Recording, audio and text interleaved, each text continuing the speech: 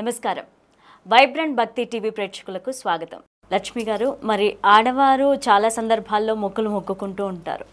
మొక్కులు మొక్కినప్పుడు అందులో ఒక భాగమే తలనీలాలు సమర్పించడం. సో ఆ తలనీలాలు ఆడవారు సమర్పించవచ్చు అంటారా? ఇప్పుడు తలనీలాలు అంటే స్త్రీకి సౌభాగ్యం కానీ, అలాగే మనకి వస్తువులుగా అంటే ఒక స్త్రీ అందంగా కనపడాలి అంటే ముఖ్య పాత్ర మనకి ఈ యొక్క జుట్టు. అవును. అంటే ఆ స్త్రీ ఎంత అందంగా ఉన్నా కూడా ఆమెకి ఉండే జుట్టు కాస్త బాగుంటే ఇంకా అందంగా కనబడుతుంది స్త్రీ. అందుకనే పెద్దవాళ్ళు చెప్పేటప్పుడు కూడా జుట్టుకి ఎక్కువ మోహితులు అవ్వడం అనేది ఉంటుంది. ఓకే. కొంతమంది జుట్టు ఆడ మగ అని పక్కన పెట్టండి, ఇక్కడ నేను చెప్పడం లేదు. ఒక స్త్రీ యొక్క జుట్టు అంత బాగా లావుగా ఉండి మనకి బాగా పొడుగ్గా ఉందనుకో, ఆడవాళ్ళు కూడా చూసబ్బా ఆవిడ జుట్టు ఎంత బాగుంది అనుకుంటారు.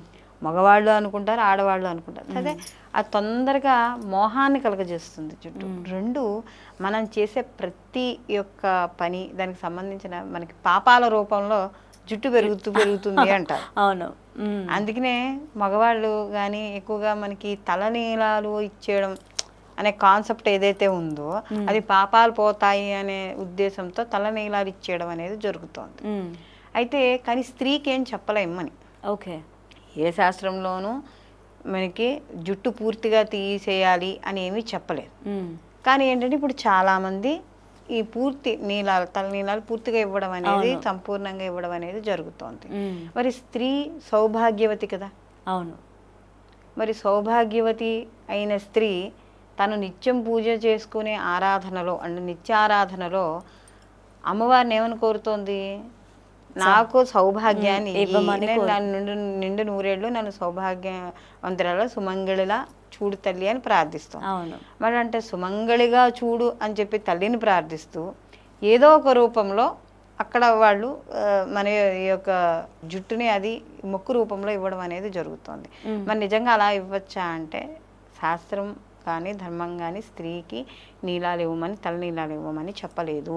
ఓకే. ఎక్కడా లేదు. కానీ ఏంటంటే కొన్ని పరిస్థితుల్లో కారణాల వల్ల భర్తకు బాగాలేకపోవడం వల్ల కావచ్చు, పిల్లలకు బాగాలేకపోవడం వల్ల కావచ్చు, వాళ్ళ యొక్క ఆర్థిక పరిస్థితులు కావచ్చు, మానసికంగా కావచ్చు, ఏ రకంగానైనా ప్రజెంట్ వాళ్ళు ఉండే ప్రాపంచిక పరిస్థితుల ప్రకారం ఆ యొక్క బాధల్ని తట్టుకోలేక భగవంతుడికి ఆ యొక్క ఆవేదనలో మొక్కుకునే మొక్కులు వస్తాయి ఇలాంటివి.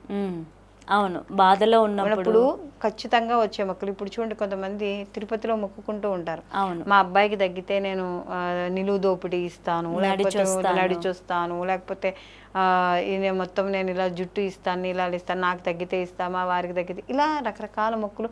అంటే మనకి ఆ బాధలో ఏదో రకంగా అది తీరిపోవాలి.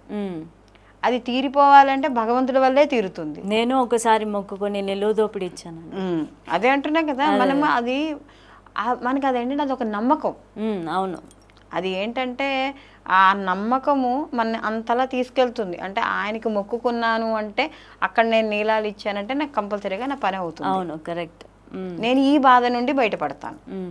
అయితే అది ధర్మబద్ధమైన కోరికే. పోనీ అధర్మమా?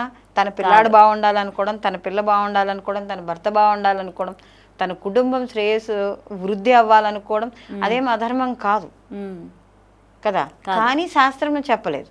ఓకే. కానీ పూర్వ సువాసులకి చెప్పింది.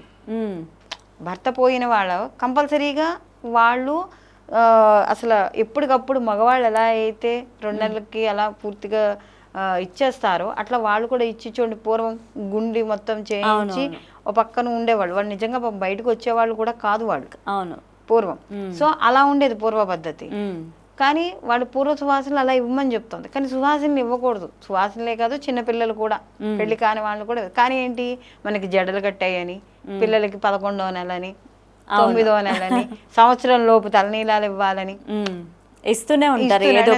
అంటే ఇప్పుడు మనకి ప్రస్తుతానికి మన కలియుగంలో కలియుగ దైవం వెంకటేశ్వర స్వామికి తలనీలాలు, ఆయనకి అది ఇస్తే ఆ నీలాలు అపురూపంలో పోతాయి అని ఏదో ఇలా మనకి చెప్తూ ఉంటారు, మనం ఇస్తూ ఉంటాం. సరే, మనకు కొంతమందికి ఏంటి పాపాలు పోతాయని, కొన్ని చోట్ల అయితే నదుల్లో ములిగితే పాపాలు పోతాయి అంటుంటే, ఇంకో చోట తలనీలాలు ఇస్తే పాపాలు పోతున్నాయంట. అయితే ఇక్కడ ఇవ్వకూడదు అని శాస్త్రం చెప్తోంది.